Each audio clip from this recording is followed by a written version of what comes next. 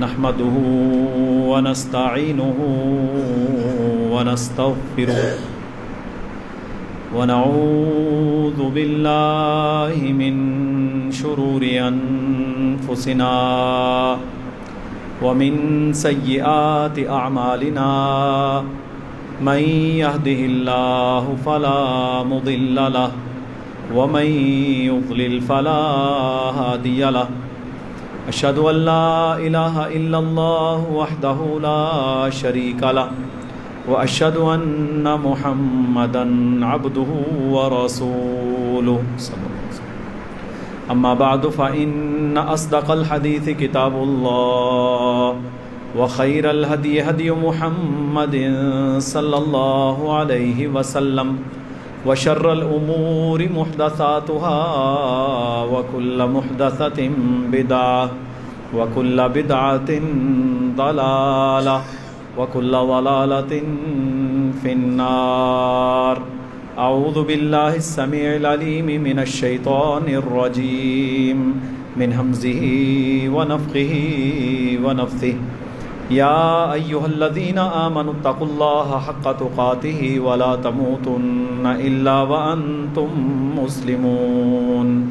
يا أيها الناس اتقوا ربكم الذي خلقكم من نفس واحدة وخلق منها زوجها وبث منهما رجالا كثيرا ونساء واتقوا الله الذي تساءلون به والأرحام إن الله كان عليكم رقيبا. يا أيها الذين آمنوا اتقوا الله وقولوا قولا سديدا يصلح لكم أعمالكم ويغفر لكم ذنوبكم ومن يطع الله ورسوله فقد فاز فوزا عظيما. رب اشرح لي صدري ويسر لي أمري واحلل عقدة من لساني يفقهوا قولي. اللهم صل على محمد وعلى آل محمد كما صليت على إبراهيم وعلى آل إبراهيم إنك حميد مجيد. اللهم بارك على محمد وعلى آل محمد كما باركت على إبراهيم وعلى آل إبراهيم إنك حميد مجيد.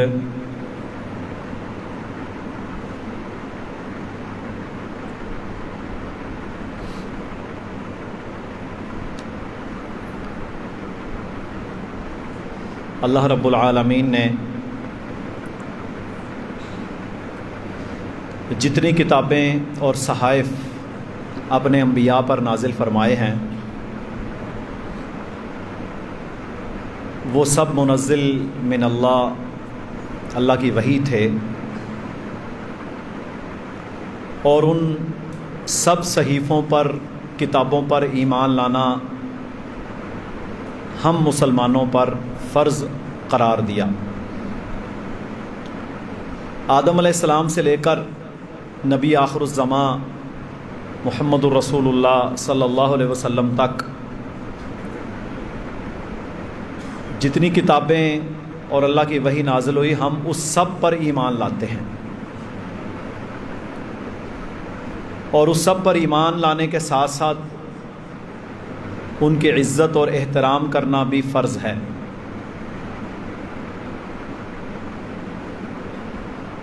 جتنی کتابیں اللہ رب العالمین نے پہلے نبیوں پر نازل کی یا صحیفے نازل کیے، ان میں اور قرآن مجید فرقان حمید میں ایک بڑا فرق وہ یہ ہے کہ وہ کتابیں یا صحائف مخصوص اقوام کے لیے تھیں.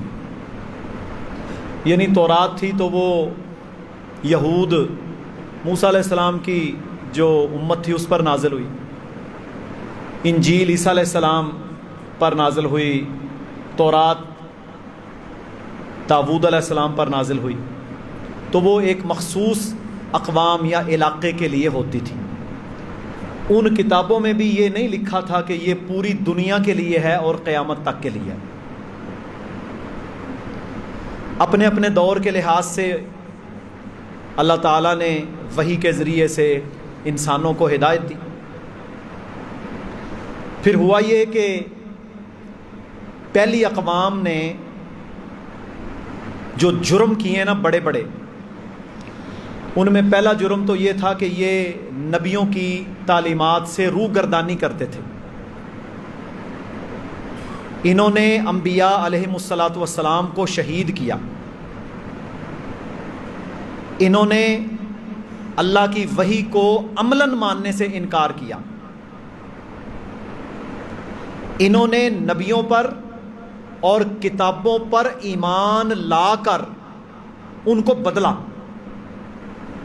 ایمان بھی لائے، موسیٰ علیہ السلام کو بھی مانا، تورات کو بھی مانا، اللہ کو بھی مانا، اس سب کے باوجود پھر وہ کتاب جو اس قوم پر نازل ہوئی پھر اس کو بدلنا شروع کر دیا۔ تو یہ ان کے بڑے بڑے جرائم تھے، جن جرائم کی وجہ سے اللہ تعالیٰ نے ان قوموں پر عذاب بھی بھیجے، بستیاں بھی الٹائیں، حتیٰ کہ موسیٰ علیہ السلام کی قوم جب طور پر گئے ہیں نا، موسیٰ علیہ السلام کچھ لوگوں کے ساتھ، اور اللہ تعالیٰ نے تورات وہ کتاب ہے جو تختیوں پر لکھی ہوئی آسمانوں سے نازل ہوئی تھی، پوری کتاب لے کر آئے، اور وہ سامری تھا بدبخت جادوگر تھا، اس نے ایک بچڑا بنایا، اس میں سے شیطان آوازیں نکالتا تھا، وہ اس کی پوجا کے پیچھے لگے ہوئے تھے۔ پھر اللہ تعالیٰ نے فرشتوں کو حکم دیا پہاڑ اٹھا کر، دیکھیں نا پہاڑ کتنا بڑا ہوتا ہے، پورے علاقے کے اوپر ایسے رکھ دیا گیا۔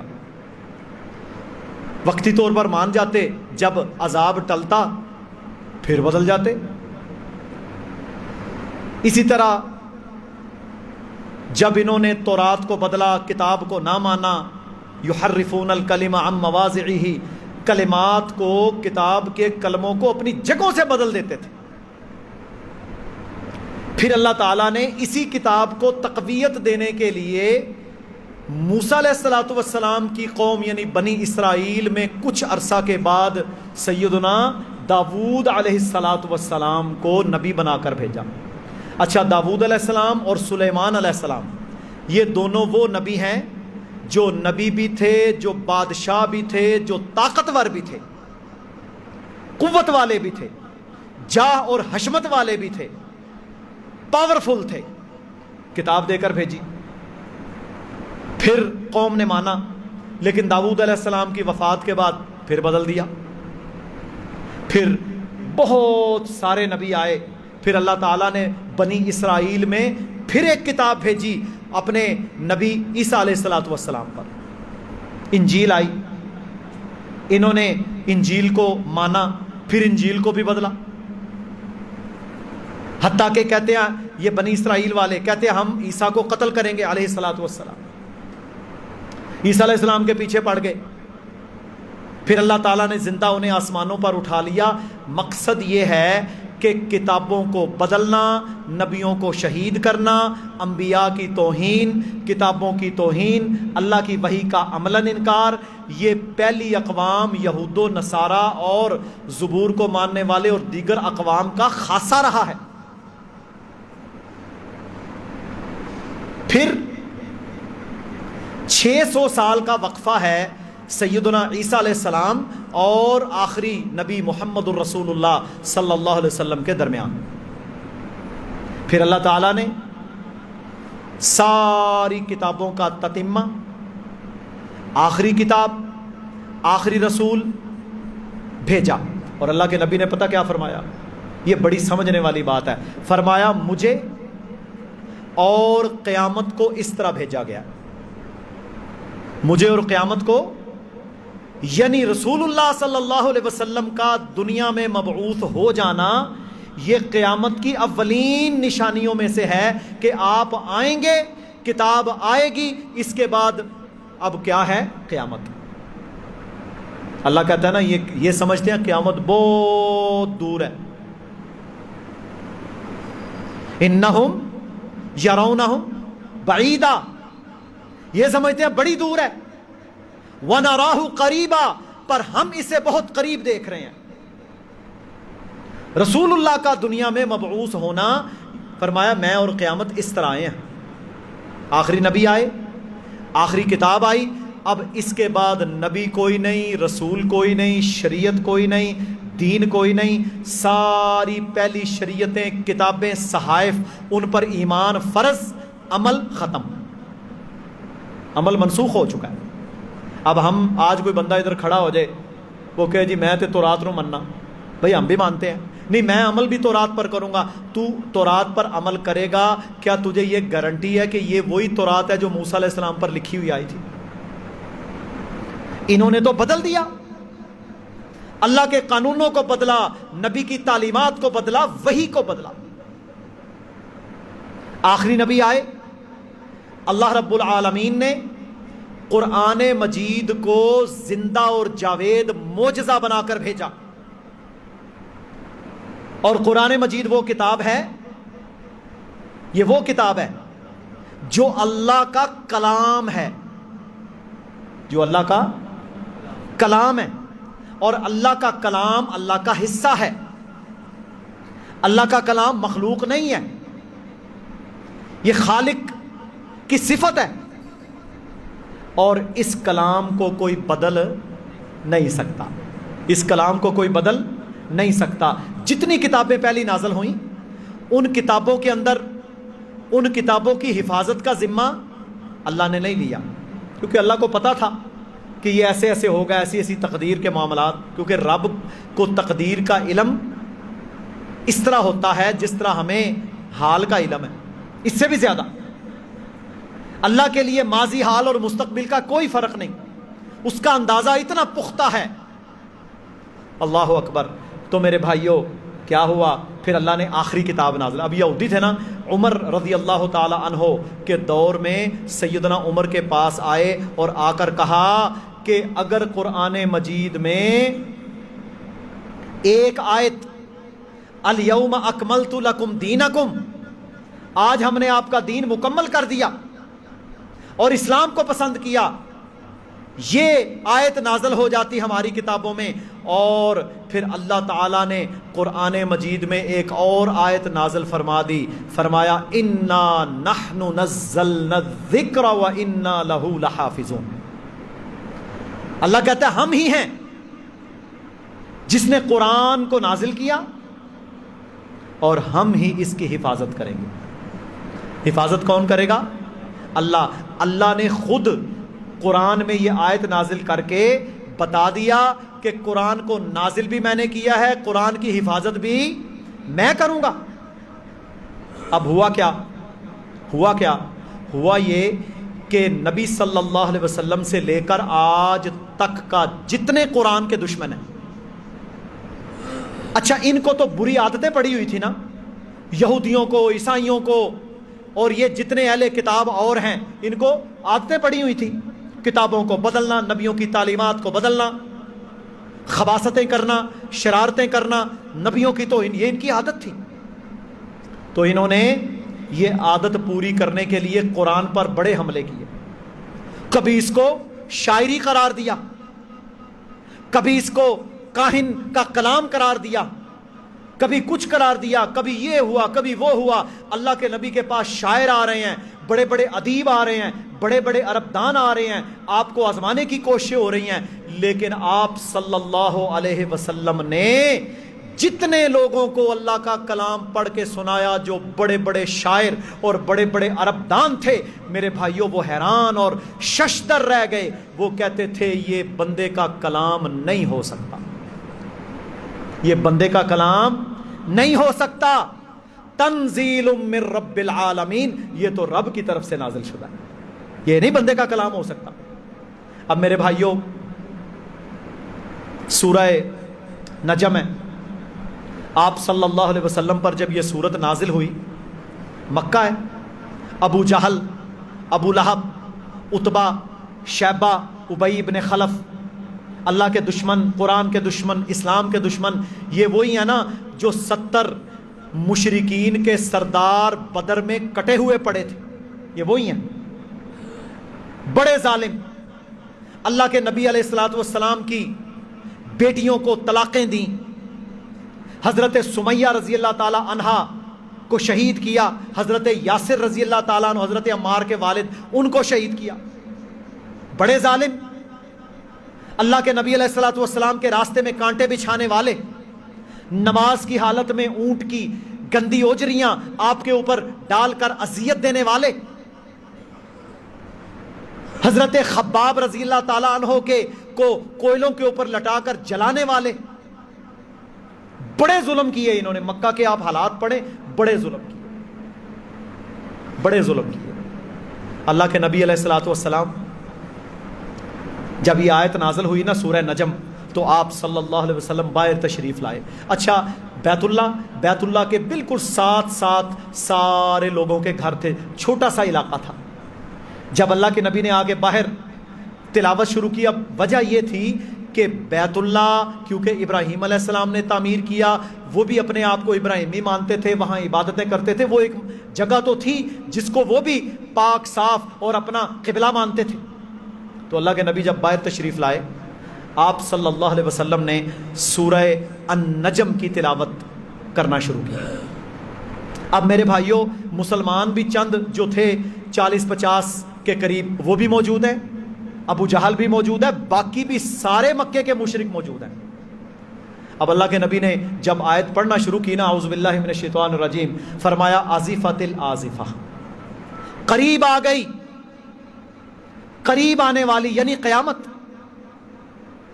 لیس لہا من دون اللہ کاشفہ, جس کو اللہ کے علاوہ کھولنے والا کوئی نہیں ہے. افمن ھذا الحدیث تعجبون, کیا تم اس بات پر تعجب کرتے ہو؟ وتضحکون, آگے سے ہنستے ہو. ولا تبکون, تمہیں رونا نہیں آتا. وانتم صامدون, اور تم گانے بجانے اٹکھیلیاں لہو و لعب کے اندر مصروف رہتے ہو. فاسجدوا للہ واعبدوا. میرے بھائیو, جب سجدے کی آیت اللہ کے نبی صلی اللہ علیہ وسلم نے بیان کی کہ کرو سجدہ عبادت والا اپنے رب کے سامنے, صحابی بیان کرتے ہیں, کہتے ہیں اللہ کی قسم ان آیات کا اتنا اثر مشرکین مکہ پر ہوا کہ عتبہ, شیبہ, ابی ابن خلف, ابو لہب, جتنے بڑے بڑے کفر کے سرغنے تھے سارے سجدے میں گر پڑے, سارے سجدے میں گر پڑے. حتیٰ کہ ان سب میں سب سے زیادہ متکبر کون تھا؟ ابو جہل. ابو جہل سجدے میں تو نہیں گیا, اس نے زمین سے مٹی کا ایک ٹکڑا اٹھا کر اپنی پیشانی سے لگا لیا, اثر اس پر بھی ہوا. اتنی شاندار کتاب اللہ نے نازل کی. الذی نزل الفرقان علی عبدہ لیکون للعالمین نذیرا. اللہ رب العالمین نے اپنے بندے پر یہ فرق کرنے والی کتاب نازل کی تاکہ آپ پوری دنیا کے لوگوں کو ڈرائیں, پوری دنیا کے لوگوں کو ڈرائیں. کہتے ہیں ام یقولون افترا, اللہ کہتا ہے یہ کوئی جھوٹ نہیں ہے جو میرا نبی اپنی طرف سے نعوذ باللہ گھڑ کے لے آئے. بل هو الحق من ربک, یہ حق ہے تمہارے رب کی طرف سے, میرے رب کی طرف سے جو نازل ہوا ہے. وَإِنَّهُ لَكِتَابٌ عزیز, یہ وہ کتاب ہے جو بڑی زبردست, غالب, سپیریئر کتاب ہے. لا یأتیہ الباطل من بین یدیہ ولا من خلفہ, اس کے قریب باطل پھٹک بھی نہیں سکتا کسی طرف سے. تنزیل من حکیم حمید, یہ اللہ رب العالمین کی طرف سے ہے جو حمد والا, جاننے والا, حکمتوں والا ہے. اللہ اکبر. تو میرے محترم بھائیوں, وہ کتاب جو اللہ نے نازل کی, اب ہوا کیا, ان کو پرانی عادتیں تھیں, ان بدماشوں کو اللہ کے غضب اور لعنتیں سمیٹنے والوں کو, جن کے بارے میں میرے رب نے قرآن میں نازل کیا لعن الذین کفروا من بنی اسرائیل, ہم نے لعنت بھیجی ہے بنی اسرائیل کے کافروں پر. داؤد علیہ السلام کی زبانی، پہلے نبیوں کی زبانی، موسیٰ علیہ السلام سب کی زبانی. فرمایا غربت علیہم الذلۃ والمسکنہ وباؤوا بغضب من اللہ. ذلت مسکنت ان پر ہے، اللہ کا غضب ان پر نازل ہوا. اور پھر اللہ نے کیا فرمایا؟ یہ ہمارے جو بڑے بڑے میرے بھائیوں بنے پھرتے ہیں نا، سربراہ لیڈران، یہ کیا کہتے ہیں؟ یہ ہمارے دوست ہیں. ارے اللہ کے بندے، تیرے باپ کو گالی دے تو مرنا جینا ختم کرے، تیری ماں کو گالی دے تو جناب اس سے تعلقات کو توڑے، تیرے نبی کی توہین کریں، تیری کتاب جو تجھ پر تیرے لیے اللہ کی وحی ہے، اللہ کا کلام ہے، اس کی توہین کریں، اور تو جناب کہے کہ یہ میرے دوست ہیں. یا ایھا الذین آمنوا لا تتخذوا اليہود والنصارى اولیاء. اے ایمان والو، یہودی عیسائی تمہارے دوست نہیں ہیں. اب اللہ کہہ رہا ہے، کن کو کہہ رہا ہے؟ ایمان والوں کو. فرمایا یہ آپس میں ایک دوسرے کے دوست ہیں، تمہارے یہ دوست نہیں ہیں. جو ان کے ساتھ یاری لگائے گا دلی، پھر وہ انہی میں سے ہے. کیا کہتے ہیں؟ آئی ایم ایف کو راضی کرو، امریکہ کو راضی کرو، اس کو راضی کرو، وہ یہ جناب کہہ رہا ہے، فلاں کہہ رہا ہے، یہ کرو، یہ معاملات، ہر چیز ان کی مانتے چلے جاؤ، سنتے چلے جاؤ، اطاعت کرتے چلے جاؤ، لمبے لیٹتے چلے جاؤ، فرما برداریاں ان کی کرتے چلے جاؤ. کب تک کرو گے؟ ایمان بیچو گے؟ دین فروخت کرو گے؟ میرے بھائیوں اب تو دیکھیں انہوں نے آپ کی گچی دبوچی ہوئی ہے. یہ تو آپ کو جو آئی ایم ایف جو یہ دھتکارا ہوا 3 ارب ڈالر 9 مہینے میں دے رہے ہیں، میرے محترم بھائیوں آپ کیا جانتے ہیں کہ یہ اندر سے کیا ان کے ساتھ وعدے کر کے آئے ہیں؟ آپ کو پتہ ہے؟ پتہ نہیں کیا کیا وعدے یہ کر کے آئے ہوں. آپ کا ایٹمی اسلحہ میرے بھائیوں وہ مصیبت میں، ملک کی سلامتی مصیبت میں، عذاب بنا ہوا ہے، عوام رول رہی ہے. آئی ایم ایف کا پروگرام جب بھی تاریخ میں آیا ہے، سمجھ لو عوام کو گنا نچوڑنے والی مشین میں ڈالنے کی تیاری ہے، جوس نکلے گا. وہ کیا کہتے ہیں؟ بجلی مہنگی کار، فلاں کار، یہ ٹیکس لگا، وہ ٹیکس لگا، ٹیکس کلیکشن اپنی بناؤ. ٹیکس کلیکشن میرے بھائیوں کون بڑھائے گا جب عوام کے اوپر یہ بوجھ ڈالتے ہیں؟ ایک میرے بھائیوں ضلع کے افسر کو جب 3 کروڑ کی گاڑی تم لے کر دو گے تو میرے محترم بھائیوں بنے گا کیا اس قوم کا؟ اشرافیہ، عیاشیاں ان کی، وزارت کے منصب، اتنے ہزار یونٹ، اتنی گیس، 2 لاکھ کا پیٹرول، 10 ملازم، گھر کی بجلی فری. اچھا جو غریب ہے وہ جیب سے دے، جو امیر ہے اس کی فری. کمال ہے بھائی.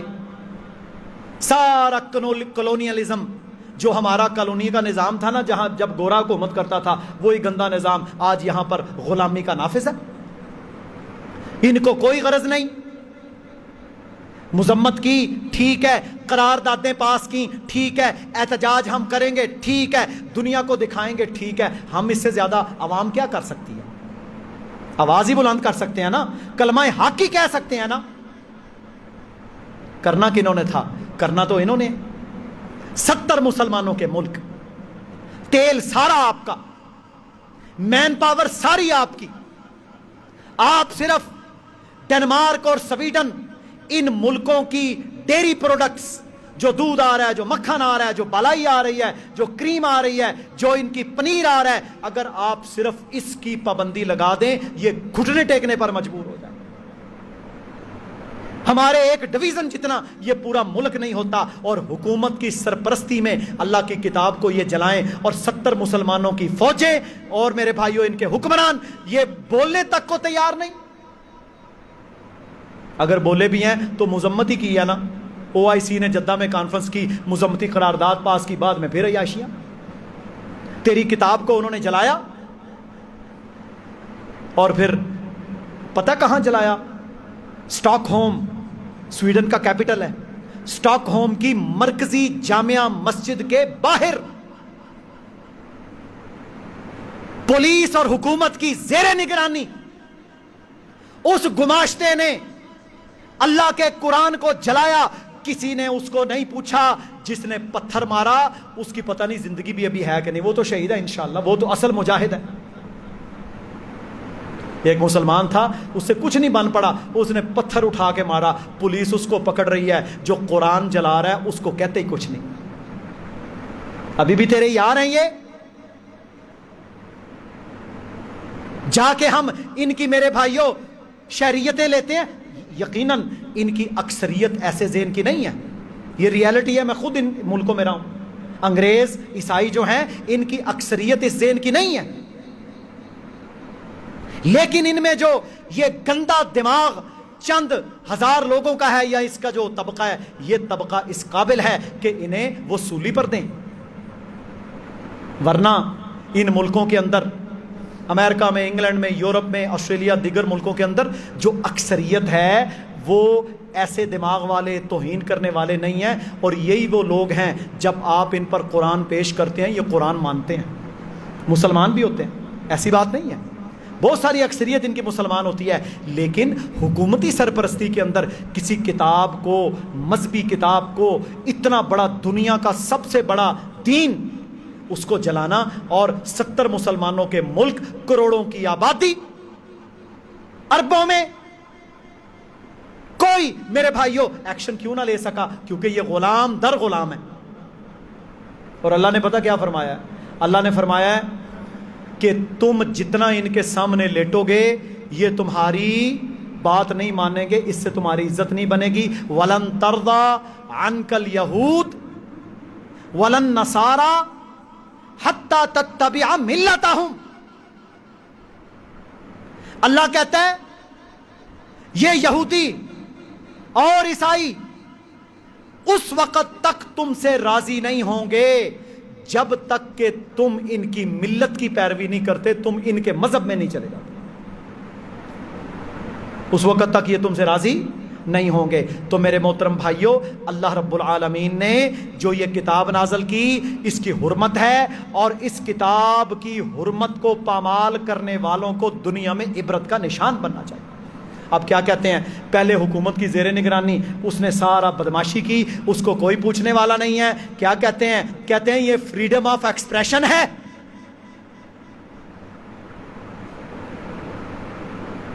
لعنت ہے ایسے فریڈم آف ایکسپریشن پر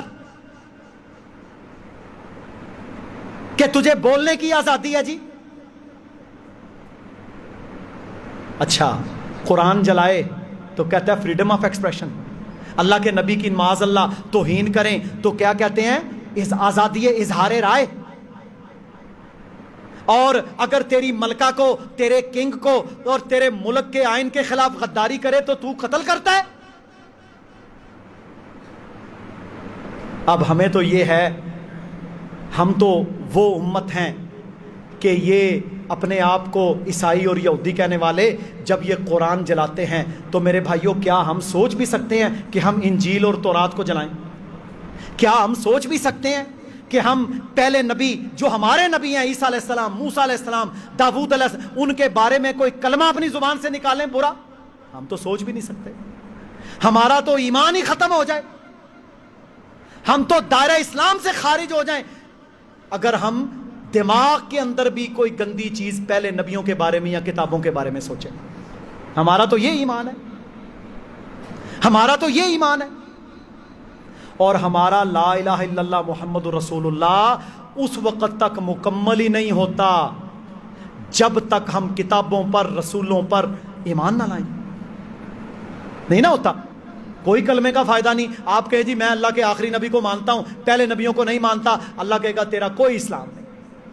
میں قرآن کو مانتا ہوں، زبور، تورات، انجیل، صحیفوں کو نہیں مانتا، کوئی ایمان نہیں۔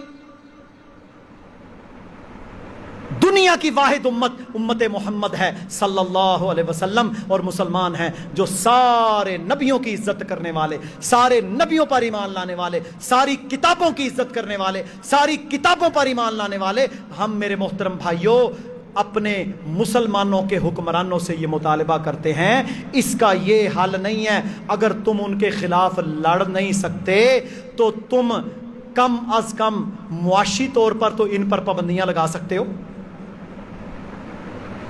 اور چلو پاکستان تو آج کل بیچارہ معاشی طور پر کمزور ہے، بڑا بڑا مسلمانوں کا امیر ملک ہے، عربوں کے ملک ہیں، ملیشیا ہے، انڈونیشیا اور بہت سارے ملک ہیں جو لوگ اربوں ڈالر کے تجارتیں اسکینڈینیوین ملکوں کے ساتھ کرتے ہیں۔ یہ ڈنمارک، ناروے اور سویڈن چھوٹے چھوٹے سے ملک ہیں، ان کے ساتھ تجارتی بائیکاٹ کریں، پابندی لگائیں ان کے اوپر، کوئی ان کی ڈیری پروڈکٹ نہ لیں، مر جاؤ گے۔ ہالینڈ گستاخی کرنے والا سب سے زیادہ اس کی ڈیری پروڈکٹس میرے بھائیوں اربوں میں جاتی ہیں۔ ڈنمارک گستاخیاں کرنے والے سب سے زیادہ ان کی ڈیری پروڈکٹس اربوں میں جاتی ہیں۔ المراعی اور دیگر جتنی میرے بھائیوں سعودیوں میں آپ جاتے ہیں، دودھ مکھن سارا کہاں کا ہے؟ اوپر لکھا ہوگا ڈینش، سویڈش، فلاں ملک سے آنے والا۔ ان ملکوں کے میرے بھائیوں ساری چیزیں ہیں مسلمان استعمال کر رہے ہیں، حتیٰ کہ بھیڑ کا اور ان کا گوشت تک وہ حلال سپلائی کر رہے ہیں۔ پابندی لگاؤ ان پر، ان کی تجارت میں نقصان ہو، انہیں پتا چلے کہ ہماری معیشت نہیں چل رہی، گھٹنے ٹیکیں گے۔ یہ کیا ہوا؟ مذمتی قرارداد منظور ہو گئی، اور پھر دوسرے نمبر پر 70 مسلمانوں کے ملک OIC اگر یہ فیصلہ کرتی کہ ہم آج سے سویڈن کے سارے سفیر جتنے OIC کے ملک ہیں ان کو ملک بدر کرتے ہیں، ان کے ساتھ سفارتی تعلقات ختم کرتے ہیں، پتہ لگ جاتا ان کو بھی۔ لیکن کیا ہے وجہ؟ یہ ہے ایمان کوئی نہیں، دنیا۔ اور اللہ کے نبی نے فرما دیا تھا صلی اللہ علیہ وسلم، فرمایا ایک وقت ایسا آنے والا ہے، سنن ابو داود میں حدیث ہے، ساری دنیا کی قومیں تم پر اس طریقے سے ٹوٹ پڑیں گی جس طرح بھوکا دسترخوان پہ ٹوٹ پڑتا ہے۔ بھوکا جس طرح کھانے پہ ٹوٹتا ہے نا، اس طرح سارے تم پر ٹوٹ پڑیں گے۔ صحابہ پوچھتے ہیں یا رسول اللہ صلی اللہ علیہ وسلم، کیا ہم اس وقت تعداد میں کم ہوں گے؟ فرمایا نا لا بل انتم یومئذ کثیر، تم تعداد میں تو بہت زیادہ ہوگے، تعداد تمہاری کم نہیں ہوگی، لیکن تم کیا ہوگے؟ تم بودے ہوگے، بودے بودے ہوگے، بودے۔ تعداد تمہاری بہت زیادہ ہوگی مگر تم بودے مسلمان ہوگے، ایمان سے خالی۔ اللہ کے نبی نے فرمایا بل انتم یومئذ کثیر، تم تعداد بہت کثرت سے ہوگی تمہاری، وَلَكِنَّكُمْ غُثَاءٍ كَغُثَاءِ السَّيْلِ، تمہاری حالت اس طرح ہوگی جس طرح خس و خاشاک ہوتے ہیں۔ خس و خاشاک پتہ کیا ہوتے ہیں؟ آپ نے کبھی تیز پانی بہتے دیکھا ہے؟ تیز پانی کے اوپر جھاگ اور تنکے ہوتے ہیں، کوئی وقت ہے ان کی؟ پانی تو جا رہا ہے، جھاگ اور تنکے اوپر جھاگ، ادھر سے ادھر، تنکے کی کوئی ویلیو نہیں۔ فرمایا تم سیل کی طرح ہوگے، پانی کے اوپر بہتا ہوا جھاگ اور وہ جو تنکے ہیں، یہ تمہاری حالت ہوگی۔ وَلَكِنَّكُمْ غُثَاءٍ كَغُثَاءِ السَّيْلِ، اور تمہارے دلوں کے اندر ایک بیماری پیدا ہو جائے گی، کیا؟ وہن، واو ہا نون، وہن۔ صحابہ نے پوچھا یا رسول اللہ صلی اللہ علیہ وسلم وَمَا الْوَهْنُ یا رسول اللہ، وہن کیا ہے؟ فرمایا حب الدنیا وکراہیت الموت، دنیا سے محبت اور موت سے نفرت۔ صحابہ کی کامیابی کا راز کیا تھا؟ صحابہ کی کامیابی کا کیا راز تھا؟ کہ وہ دنیا سے محبت نہیں کرتے تھے۔ ان کی اصل محبت کیا تھی؟ اسلام کے ساتھ۔ دنیا سے محبت نہیں تھی ان کی۔ انہوں نے اپنی دنیا کو، اپنے نظاموں کو، اپنے خاندانوں کو، اپنی برادریوں کو، اپنے رشتہ داروں کو اللہ کے دین کے لیے چھوڑا۔ جب دنیا سے محبت ہوگی اور موت سے تمہیں نفرت ہوگی. آج ہم موت سے ڈرتے ہیں کہ نہیں؟ زندگی کا سامان جمع کر لو, زندگی کی پونجی جمع کر لو, زندگی کے معاملات ٹھیک ہے, حلال طور پہ کمانا, زکوٰۃ ادا کرنا اللہ نے حرام قرار نہیں دیا, لیکن دین پر, اسلام پر, قرآن پر, نبی ذیشان پر, دین اللہ پر, اللہ کی حرمت پر, اللہ کے رسول کی حرمت پر, قرآن کی حرمت پر تو ہماری دنیا کی کوئی اہمیت نہیں ہے نا. قل, آپ ان سے کہہ دیجئے, سورہ توبہ, ان کان آباؤکم وابناؤکم واخوانکم وازواجکم وعشیرتکم واموال اقترفتموها وتجارۃ تخشون کسادها ومساکن ترضونها احب الیکم من اللہ ورسولہ وجہاد فی سبیلہ فتربصوا حتی یأتی اللہ بامرہ.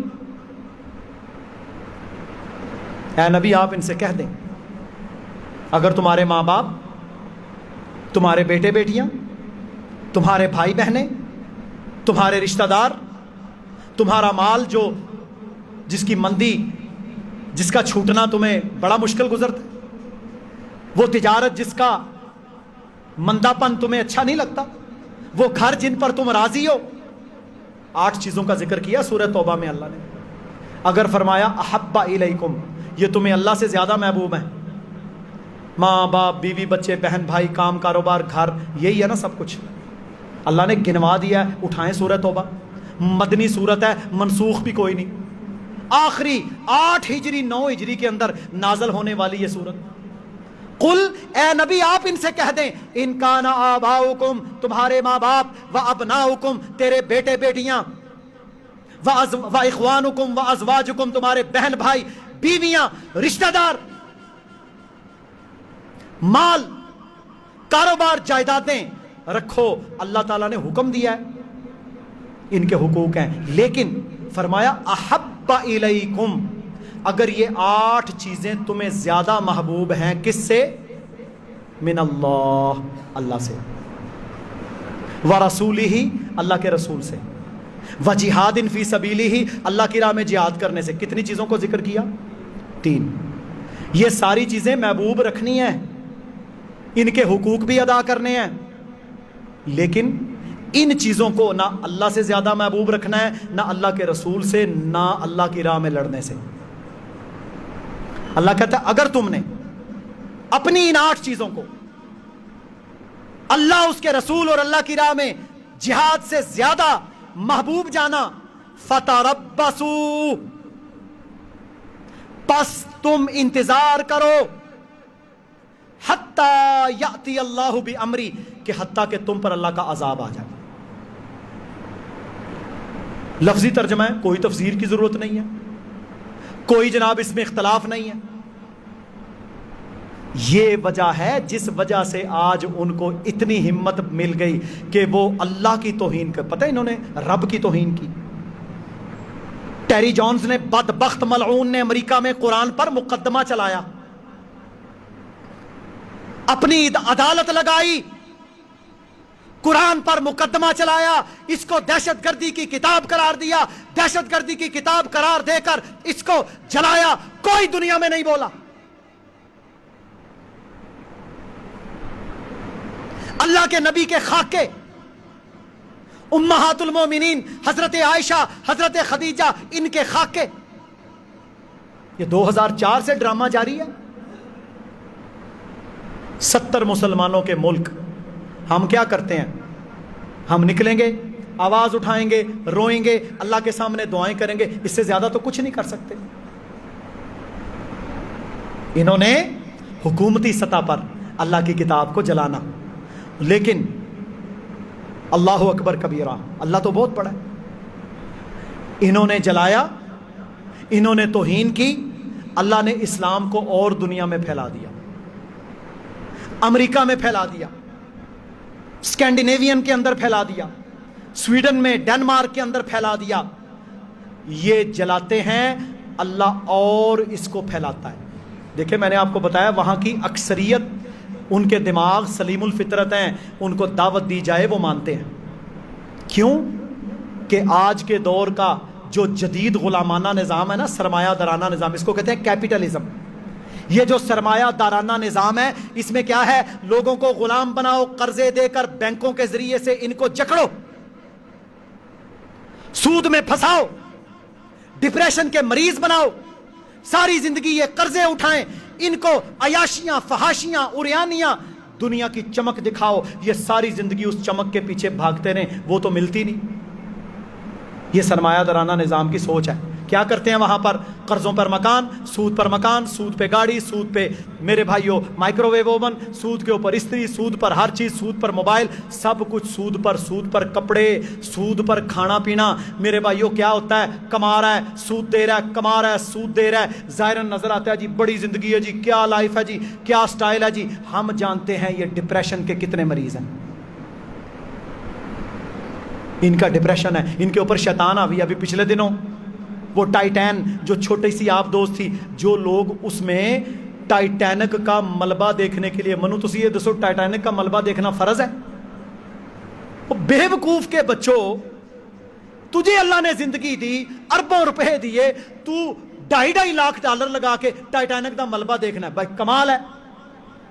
اور جو دین کی راہ میں چلے، اب دیکھو قربانی دی نا ہم نے، آپ سب نے دی الحمدللہ، قربانی دی، حصے ڈالے، تو کیا کہتے ہیں؟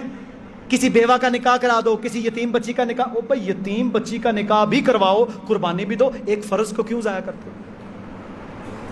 یہ سوچ ہے نا ایک لبرلزم کی۔ اب میرے بھائیوں سارا پیسہ ضائع ہوا، مر گئے۔ برطانیہ کا ارب پتی، پاکستانی بیچارہ وہ ارب پتی، اور وہ ختم ہو گئے۔ مقصد کیا تھا؟ کچھ بھی نہیں، بے مقصد، کوئی مقصد نہیں۔ 700-800 بندہ یونان جانے کے لیے 20-25 لاکھ لگائے، مر گئے ڈوب کر، کیا بنا؟ وہ ایک کل واپس آیا ہے، پولیس کے اندر پرماننٹ نوکری تھی اس کی، عثمان نام گجرات کا، چھٹی لے کے گیا سی ڈنکی لان، واہ بھائی واہ۔ اب کہتا ہے میری 7 پشتوں کی توبہ۔ اب تو توبہ کرے گا، تجھے زندگی اللہ نے دے دی۔ بات کرنے کا مقصد یہ ہے، ان چکروں کے اوپر جب سے امت پڑی ہے، حالانکہ سب سے زیادہ نوجوان آپ کے پاس ہیں، اگر یہ نوجوان اخلاص کے ساتھ کھڑے ہوں تو میرے محترم بھائیوں اپنی حکومتوں کو بھی مجبور کریں، اپنے کردار سیٹ کریں۔ تو ہم نے کیا کیا؟ ان چمکوں کے پیچھے اپنی زندگیوں کو اس امت نے برباد کیا۔ وہ تو اللہ کا نظام ہے کہ میرے رب نے قرآن کو اونچا کرنا ہے، اللہ تعالیٰ نے ان کافروں کے دلوں میں اس کی محبت ڈال دی، وہاں پر پڑھنے والے لکھنے ان کے دلوں میں محبت ڈالی، آج وہ لوگ وہاں اسلام کے داعی بن کر قرآن کو پھیلا رہے ہیں۔ اللہ تعالیٰ نے نا میرے محترم بھائیوں پوری دنیا کے لوگوں کو چیلنج کیا ہے کہ تم سب مل جاؤ، جن بھی انسان بھی، تم اس جیسی ایک آیت، ایک سورت بھی بنا کر نہیں لا سکتے، ایک سورت بھی تم بنا کر نہیں لا سکتے، ایسی کتاب۔ تو میرے محترم بھائیوں، بات کرنے کا مقصد یہ ہے، پہلا کام جو ہم نے کرنا ہے ان کے جواب میں، وہ یہ ہے کہ آج کے بعد ہم سب یہ وعدہ کریں گے، ہم قرآن کے ساتھ بے وفائی نہیں کریں گے، ہم قرآن کے ساتھ غداری نہیں کریں گے، ہم قرآن کو پڑھیں گے، قرآن کو یاد کریں گے، قرآن کا ترجمہ پڑھیں گے، قرآن کی تفسیر پڑھیں گے، قرآن کو اپنی زندگی میں لاگو کریں گے، قرآن اپنے گھروں کے اندر، شہروں، علاقوں کے اندر نافذ کریں گے۔ کام تو یہ ہے نا کرنے والا، ہم قرآن کو اپنی زندگیوں کے اوپر نافذ کریں گے، ایک کام۔ دوسرا، بلغوا عنی ولو آیہ، ایک آیت تجھے آتی ہے تو اللہ کہتا ہے اس کو آگے پھیلاؤ، اللہ کے نبی نے فرمایا اس کو آگے پھیلاؤ۔ دوسرا کام کیا کریں گے؟ قرآن سیکھیں گے اور اس کی دعوت عام کریں گے۔ جو ہمارے سویڈن کے اندر، یورپ کے اندر جو مسلمان ہیں نا، الحمدللہ ہم لوگوں سے 1000 گنا زیادہ وہ لوگوں کو اسلام کی دعوت کی طرف لے کر آ رہے ہیں، میں خود اس بات کا گواہ ہوں۔ اور اللہ نے پتہ کیا نظام رکھا ہے؟ اللہ نے ان ملکوں کے انگریزوں کو ہدایت دی، وہ آئے مدینہ، مکہ، الریاض کی یونیورسٹیوں سے اسلام کو پڑھا، 10 سال عربی سیکھی، قرآن سیکھا، حدیث سیکھی، عالم بنے، گئے ان ملکوں میں واپس جا کر اسلام کی تبلیغ کی، انہی کا بندہ، انہی کی زبان سے. تو ہمارے ایک بڑے پیارے بھائی ابھی بھی وہ ہیں، ان کا نام تھا ڈیوڈ. وہاں کی برطانیہ کی ایک بہت بڑی فیملی ہے بربینک. میرے بھائیوں وہ بندہ انجینئر، اللہ نے ہدایت دی، مسلمان ہو گیا. اس نے ڈیوڈ سے اپنا نام داود رکھ لیا، کیونکہ داود کو انگلش میں ڈیوڈ کہتے ہیں. داود. اس بندے نے کیا کیا؟ وہ شفٹ ہوا، مدینہ آیا، عربی زبان سیکھی، قرآن حدیث سیکھی. 8-10 سال اس نے قرآن و سنت کا علم حاصل کیا، واپس آیا. آج تک میرے بھائیوں وہ اسلام کی دعوت پھیلا رہا ہے، اور یہ بات بلا مبالغہ ہے، ہزاروں لوگوں کو مسلمان کر چکا. 100 سے زیادہ کتابوں کا عربی سے انگلش میں ترجمہ کر چکا. عبد الرحیم گرین 1998 کے اندر میری اس کے ساتھ ملاقات ہوئی، عبد الرحیم کے ساتھ. انگریز، مسلمان ہوا، مدینہ میں گیا، پڑھا، لمبے بال، داڑھی. آج میرے بھائیوں وہ بہت بڑا دائی ہے. ڈاکٹر ذاکر نائک کے چینل پہ بھی عبد الرحیم گرین. سبحان اللہ. اللہ نے ان کے اندر سے لوگوں کو کھڑا کر دیا جو اسلام اور قرآن کی دعوت پھیلا رہے ہیں. میں اس لیے یہ آپ کو بتا رہا ہوں، آپ پیدائشی مسلمان، ہم پیدائشی مسلمان، مسلمانوں کے گھروں میں پیدا ہونے والے، ہمارا رویہ قرآن کے ساتھ کیا ہے؟ تعویذ لٹکا لینا گلے میں، جھوٹی قسمیں اٹھانے کے لیے قرآن کا استعمال. قرآن نو کنڈ نہ ہوئے لیکن ماننا نہیں. گھروں میں چھتیوں کے اوپر گرد و غبار میں اٹھ جاتی ہے اللہ کی کتاب، ہم پڑھنے کو تیار نہیں. ایک ایس ایم ایس آ گیا، ایک واٹس ایپ پہ میسج آ گیا، ہمیں کھلبلی لگ جاتی ہے، جمعہ ختم ہو میں وہ سنوں، پتہ نہیں کس کا پیغام ہے. اللہ کا پیغام الحمد سے لے کر والناس تک. میں نے آج تک، میں کلمہ گو مسلمان ہوں، P H D, M A, B A, بڑی بڑی میرے پاس سائنسز کی ڈگریاں ہیں. کیا میں نے ترجمہ پڑھا؟ میں نے رب کا پیغام سنا، پڑھا؟ ہمارا بھی تو کردار وہ نہیں ہے نا. ہم نے یہ کردار اختیار کرنا ہے. ہم قرآن کے ساتھ وفا کریں گے. جب آپ وفا کریں گے پھر انشاءاللہ دنیا میں اتنا قرآن عام ہوگا کہ کسی کو ہمت ہی نہیں ہوگی. ان کے اندر سے بندے کھڑے ہو جائیں گے، ان کے اندر سے بندے کھڑے ہو جائیں گے کہ جو ان کو روکیں گے. اور انشاءاللہ یہ ہونا ہے. اور انہوں نے تو یہ وارننگ دے رکھی ہے. پچھلے دنوں میں پڑھ رہا تھا کہ اسکینڈینیوین جو ملک ہے نا، ڈینمارک، سویڈن اور ناروے، ان ملکوں کے اندر سب سے زیادہ جو نام رکھا جاتا ہے وہ محمد ہے. اب بتائیں سب سے زیادہ کون سا نام رکھا جاتا ہے؟ محمد. بلکہ مجھے ایک بھائی بتا رہا تھا کہ انہوں نے کہا ہے کہ اس نام پر انہوں نے خاص لمٹ رکھی ہوتی ہے، اب آپ نہیں رکھ سکتے. یہ مختلف ہیلوں بہانوں سے کرتے رہے ہیں. یہ سارے نام نہاد جمہوریتوں کے دعوے دار ہیں. ان کی غلامیاں اور ان کے ظلم آپ نے دیکھنے ہوں تو آپ دیکھیں کس طرح یہ دیگر ملکوں غریبوں کے اوپر ظلم کرتے ہیں. یہ آئی ایم ایف کا ادارہ کیا ہے؟ غریب ملکوں کو جکڑ کے رکھو پنجوں کے اندر، یہ ہلنے نہ پائیں، عوام کو ریلیف نہ ملے.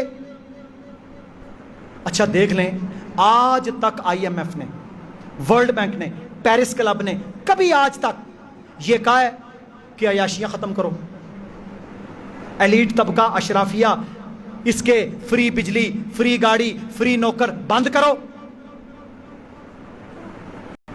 ان کی عیاشی کو بند کرو؟ کبھی نہیں لگائیں گے. انہیں پتہ ہے یہ ہمارے مورے ہیں، یہ ہمارے ٹوڈی ہیں، یہ ہمارے ہرکارے ہیں، ہم نے انہیں استعمال کرنا ہے عوام کو بے وقوف بنانے کے لیے. یہ سارا عوام کو بے وقوف بناتے ہیں. ہم نے بے وقوف نہیں بننا. ہم نے کیا بننا ہے؟ ہم نے اللہ اس کے رسول کا فرما بردار بننا ہے. اور میرے بھائیوں، اللہ کے فرما بردار بنو گے، میرے اللہ کا یہ وعدہ ہے، ان اللہ لا یضیع اجر المحسنین. اللہ کہتا ہے میں تم سے یہ وعدہ کرتا ہوں، میں کبھی احسان کرنے والوں کا اجر ضائع نہیں کرتا. گارنٹی اللہ کی. آپ اللہ کے مخلص بنو. مت چلو ان کے پیچھے. آپ نے دیکھے پارٹیاں بدلتے, آج اس میں, کل اس میں, پرسوں اس میں. یہ تو کاروبار ہے ان کا نفع بخش. دیکھیں نا, کاروبار بندہ کرتا ہے, یہاں نہیں چلا دوسرے محلے میں چلا گیا, منڈی میں نہیں چلا گجرات چلا گیا. یہ تو کاروبار ہے. آپ جانے دیں گے, مال خرچ کریں گے, جیلیں کاٹیں گے, ظلم ہوگا, کچھ بھی نہیں ملنا. اللہ کے ساتھ وفادار بنو, قرآن کے ساتھ وفادار بنو, رسول اللہ کے وفادار بنو, اسلام کے وفادار بنو. اللہ تمہارے اجر کو کبھی ضائع نہیں کرے گا. یہ کام ہم نے کرنا ہے. یہی ان ملعونوں کا جواب ہے جنہوں نے اللہ کی کتاب کو جلایا, کہ ہم قرآن کو تھام کر انشاءاللہ نکلیں گے اور قرآن کو تھام کر زندگی گزاریں گے. اللہ رب العزت ہم سب کو سمجھنے کی اور عمل کرنے کی توفیق عطا فرمائے. وآخر دعوانا ان الحمدللہ رب العالمین.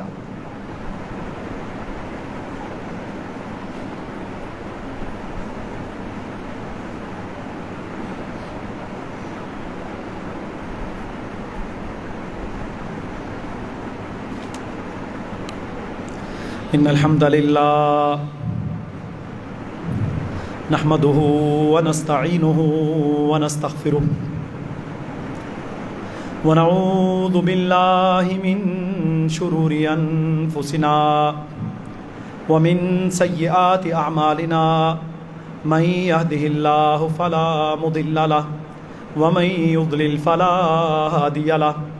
اشهد ان لا الہ الا اللہ وحدہ لا شریک له واشهد ان محمدا عبده ورسوله. اما بعد. اللہ کے نبی صلی اللہ علیہ وسلم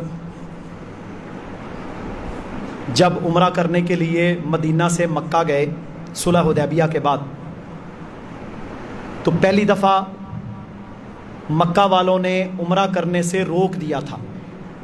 وہیں صلح حدیبیہ ہوئی. حضرت عثمان رضی اللہ تعالیٰ عنہ کو بھیجا, جن کا آج یوم شہادت بھی ہے, جنہیں بڑا مظلومانہ طور پر شہید کیا گیا. سب کچھ جو تھا انہوں نے اللہ کی راہ میں قربان کر دیا. رسول اللہ صلی اللہ علیہ وسلم نے 2 بیٹیوں کا پے در پے ان سے نکاح کیا. یہ دنیا میں ایک ہی شخصیت ہیں کہ جس ایک بندے کے گھر میں کسی نبی کی 2 بیٹیاں ہوں, وہ ہیں سیدنا عثمان رضی اللہ عنہ. تو حضرت عثمان کو بھیجا, بیعت ہوئی. تو اس وقت یہ معاہدہ ہوا تھا کہ اس سال آپ عمرہ نہیں کریں گے, اگلے سال آپ آئیں گے. تو اگلے سال جب اللہ کے نبی علیہ الصلوۃ والسلام اور صحابہ مکہ میں آئے مدینہ سے, تو مکہ والوں کا یہ پروپیگنڈا تھا کہ یہ مدینہ کے بخاروں کے مارے ہوئے کمزور لوگ ہیں, یہ بیچارے کیا کر سکتے ہیں. تو آپ میں سے جن لوگوں نے عمرہ کیا ہے وہ جانتے ہیں کہ پہلے 3 چکر جو ہوتے ہیں نا طواف کے, ان میں سنت یہ ہے کہ دائیں کندھے کو ننگا رکھا جائے, اور جب آپ نے حجر اسود سے طواف شروع کرنا ہے تو سینہ ایسے کرنا ہے, ذرا باہر نکالنا ہے. چھوٹے چھوٹے قدم جنہوں اکڑ کے کہندے نہیں, آکڑ کے ٹرنا ہے. یہ حکم دیا رسول اللہ صلی اللہ علیہ وسلم نے, اور آج تک نہیں, قیامت تک کے لیے یہ لازم قرار دے دیا گیا کہ عمرہ طواف ہوگا ہی جب تک آپ پہلے 3 چکروں میں یہ عمل اختیار نہیں کر لیتے. تو صحابہ آئے, صحابہ نے جناب سینے باہر نکالے, چھوٹے چھوٹے قدم, یعنی طاقت کا مظاہرہ. ان کے سامنے یہ شو کیا کہ ہم کمزور بخاروں کے مارے ہوئے نہیں ہیں. 3 چکروں کے بعد پھر کندھا ننگا رکھیں یا نہ رکھیں.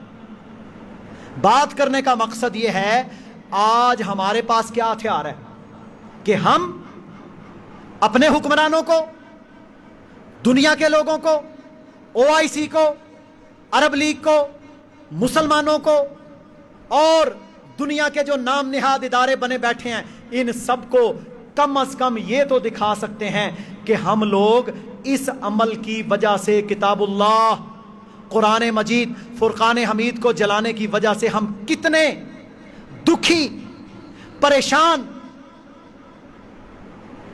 اور کس قدر غصے میں ہیں, یہ تو کر سکتے ہیں نا, اور کرنا بھی چاہیے.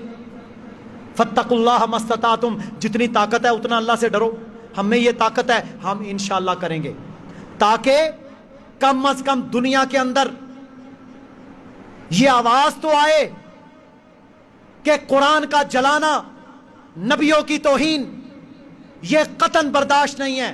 اور انشاءاللہ اسی سے پھر دعوت بھی اٹھے گی، اسی سے اللہ تعالیٰ ان ملکوں میں ایسے لوگوں کو کھڑا کرے گا جو اسلام کے داعی بنیں گے. تو انشاءاللہ نماز جمعہ کے فوراً بعد دیکھیں ہمارا ایک قدم بھی چل کے جانا قرآن کے لیے ہے نا. 2 منٹ کتنا 15-20 منٹ لگیں گے کم از کم. ہمارے سڑک سے گزرنے والے لوگ یہ زمین گواہ رہے کہ یہ بندہ اللہ کی کتاب کے لیے جو اس کے پاس ہمت تھی یہ نکلا ہے. تو ہم نے انشاءاللہ یہاں سے ہم نے نکلنا ہے ریلی کی شکل میں، کتاب اللہ سے محبت، قرآن سے محبت کے لیے، اور سڑک پر جا کر لوگوں کو دعوت دینی ہے، بتانا ہے کہ بیدار ہو جاؤ، جاگ جاؤ. انشاءاللہ سب احباب اس کے اندر ضرور شرکت فرمائیں نماز جمعہ کے بعد. اللہ رب العزت ہم سب کو سمجھنے کی اور عمل کی توفیق عطا. دوسرا اعلان ہے، الحمدللہ ہم نے منشی محلہ چوک میں سستے تندور کا آغاز کیا. میرے بھائیو الحمدللہ اس میں اتنی اللہ نے برکت ڈالی کہ اب ہم ایک وقت کی بجائے اسے 2 ٹائم کر رہے ہیں. پہلے صرف دوپہر میں تھا، اب انشاءاللہ شام کے اوقات میں بھی انشاءاللہ وہ تندور ہمارا چلے گا، تاکہ دن کو بھی غریب بندے روٹی لیں اور شام کو بھی غریب بندے روٹی لیں. ہم یقیناً سارے لوگوں کی پوری تو نہیں کر سکتے، لیکن جتنی طاقت ہے اتنا حصہ تو ڈال سکتے ہیں، اتنا حصہ تو ڈال سکتے ہیں کہ جو روٹی 18 روپے کی پڑتی ہے وہ 10 روپے کی 8 روپے سبسڈی دے کر لوگوں کو اعلیٰ روٹی اور پورے وزن میں دے دینا. الحمدللہ اللہ کی نعمت ہے. تو انشاءاللہ یہ کام، اس کے لیے آپ نے دعا بھی کرنی ہے، اس کے لیے آپ نے دعا بھی کرنی ہے. اب یہ کانسٹنٹ ورک ہے، یہ ایک دن کا کام نہیں ہے، ہر روز کا کام ہے. 40-50 ہزار روپے ویکلی اس کا خرچہ ہے. تو آپ میں سے میری گزارش ہے مجھ سے مل لیں بعد میں کہ ماہانہ کی بنیاد پر، ہفتہ وار کی بنیاد پر، آٹے کی شکل میں، سلنڈر کی کسی شکل میں ساتھی ہمارے ساتھ کھڑے ہوں، تاکہ یہ تسلسل جاری. ہم نے الحمدللہ دکان لی ہے، اس کے اندر تندور اپنا، سارا سیٹ اپ اپنا. یہ ہمارا ارادہ ہے کہ جب تک توفیق ہے ہم چلتے رہیں. ٹھیک ہے جی انشاءاللہ. تو اس میں بھائیوں نے تعاون کرنا ہے، اب بھی کریں. ماہانہ بیس پر، ویکلی بیس پر نام لکھوائیں، تاکہ پھر آپ جو حصہ آپ کا ڈالتا رہے. اور یاد رکھ لیں سب سے بہترین صدقہ بھوکے کو کھانا کھلانا ہے. ایک رسول اللہ صلی اللہ علیہ وسلم نے قسم اٹھائی، فرمایا میں قسم اٹھاتا ہوں صدقہ دینے سے مال کم نہیں ہوتا. کسی کے پیٹ میں لقمہ جائے گا میرے لیے صدقہ جاریہ بنے گا. تو جمعہ کے بعد ابھی انشاءاللہ آپ نے تعاون بھی کرنا ہے، اور ماہانہ اور ہفتہ وار جو کا تعاون کرنا چاہتے ہیں تھوڑا یا زیادہ آپ نے ہمیں بتانا ہے. ہمیں پیسے نہیں چاہیے، آپ آٹا لا کے دے دیں. یہ بالکل منشی محلہ چوک کے ساتھ مین گلی منشی محلہ میں اب دکان ہے، اس کے اوپر بورڈ لگا ہوا ہے عوامی سستا تندور. الحمدللہ ابھی 1 لاکھ کا آٹا ہم نے وہاں پر لوڈ کیا ہے، وہ بھی انشاءاللہ پیمنٹ کرنی ہے. تو میرے بھائیو اس طرح آٹے کی شکل میں اگر آئے تو یہ ہمارا سسٹم رن ہوتا رہے گا، اور اچھے انداز سے 1500 روٹی اگر دن کو جاتی ہے، 1500 شام کو جائے، 3000 روٹی. بہت نام لینا آسان ہے، یہ ریگولر بیسس کے اوپر ایک مشکل کام ہے. اللہ تعالی ہم سب کو توفیق دے. بہرحال سب نے قرآن کے لیے انشاءاللہ ابھی جمعے کے بعد نکلنا ہے. اللہ تعالی ہمارا حامی و ناصر ہو. بھائی نے دعا کا کہا، ان کے بھتیجے بیمار ہیں اور جو لوگ بیمار ہیں سب کے لیے دعا کریں. اللہ رب العزت سب کو شفائے کاملہ عاجلہ عطا فرمائے. جتنے پریشان حال ہیں اللہ تعالیٰ ان کی پریشانیاں دور فرمائے. جو مقروض ہیں یا اللہ ان کے قرضے ادا کرنے میں انہیں توفیق عطا فرما. یا اللہ جو پریشانی میں ہیں ان کی پریشانیاں دور فرما. جو بیمار مفلوق الحال ہیں ان کو شفائے کاملہ عاجلہ عطا فرما. پاکستان کی حفاظت فرما، امت مسلمہ کی حفاظت فرما. یا اللہ ہمیں نیک اور مخلص اور اللہ سے ڈرنے والے حکمران عطا فرما. سبحان ربک رب العزت عما یصفون وسلام علی المرسلین والحمد للہ رب العالمین.